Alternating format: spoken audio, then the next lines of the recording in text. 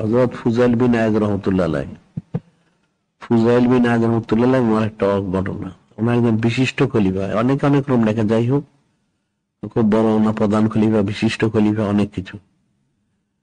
তো এই লোকটার মৃত্যুর সময় হয়ে গেল। মৃত্যুর সময় যখন হলো, সে তখন এলেমুল বলা শুরু করলো, কালেমা শরীফ অস্বীকার করা শুরু করলো।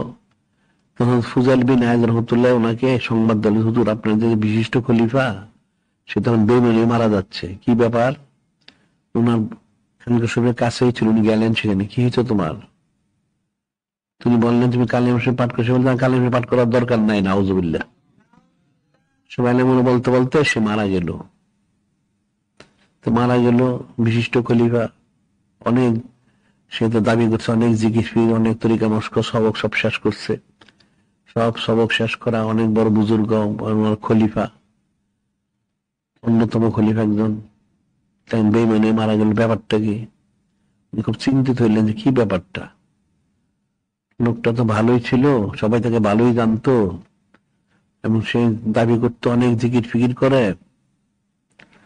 এবং সে সবক অনেক তরক্কি লাভ করছে, তার হাল হাকিকত বর্ণনা সে করতো। তো মানুষ শুনে খুবই হইতো, আশ্চর্য হইতো, এই লোকটা বেইমানে মারা গেল, কারণটা কি? তুমি কিছুদিন পর স্বপ্ন দেখলেন লোকটাকে জাহান্নামের আগুন সে দাউ দাউ করে জ্বলতেছে। তুমি জিজ্ঞাসা করলেন কি ব্যাপার, তোমার এই অবস্থা কেন? তুমি জিজ্ঞেস ফিকির করতে, তোমার ভালোই ছিল সব অবস্থা, তোমার এই অবস্থা হলো কেন? বেইমানে মারা গেলে জাহান্নামী হলে? তখন সে বলল, হুজুর বেয়াদবি মাফ করুন, আসলে তো সে বুঝতে পারে নাই। কি বুঝতে পারো নাই? আমি তো আপনার সামনে গেলে আপনার খুব সানাসিবত করতাম, আপনার কিন্তু দরবার বের হয়ে যেতাম, বাইরে গিয়ে আপনার বিরুদ্ধে বলতাম না। এটা যে এত কঠিন পরিণতি বোঝা যায় না আগে। এখন যার জন্য সে বেঈমান হয়ে চির জাহান্নামী হয়ে গেছে, নাউজুবিল্লাহ। বেঈমান হয়ে চির জাহান্নামী হয়ে গেছে, সামনে আসলে খুব সানাসিবত, খুব অনেক কিছু, কিন্তু পিছনে গিয়ে সে সব এলোমেলো বক্তব্য, নাউজুবিল্লাহ। মুনাফেক, ইবলিসে মুনাফেক করে, পরে সে বেঈমান হয়ে মারা যায়। কিন্তু কঠিন বিষয়, জিকির আজকাল না করলে শয়তান ওয়াসওয়াসা দিবে, ওয়াসওয়াসা দিয়ে শেষকালে গোমরা করবে, শেষে বেঈমান হয়ে মারা যাবে, নাউজুবিল্লাহ।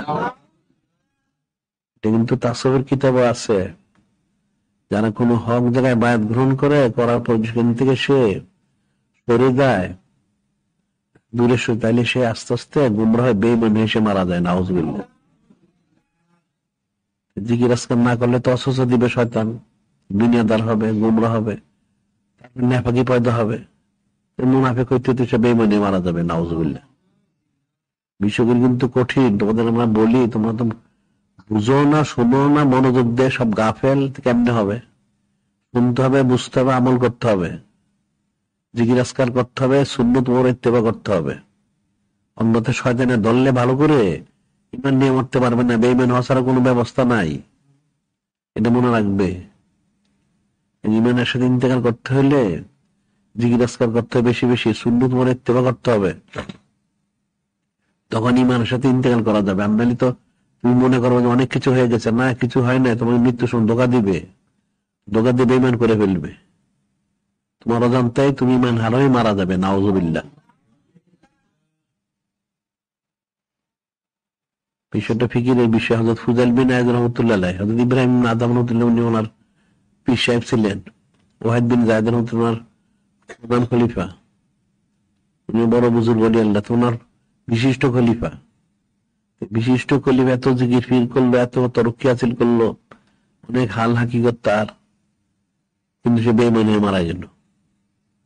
কেন বেঈমান মারা গেল? আসলে সে জিকির যদি করেও থাকে, হাকিকি বা জিকির করতে পারে না। সে দরবার শরীফ আসলে ওনার সানাসিবত করতো, খুব অনেক কিছু, যখন বের হয়ে যায়, দূরে যেত, বাইরে গিয়ে ওনার বিরুদ্ধে বলতো, নাউজুবিল্লাহ।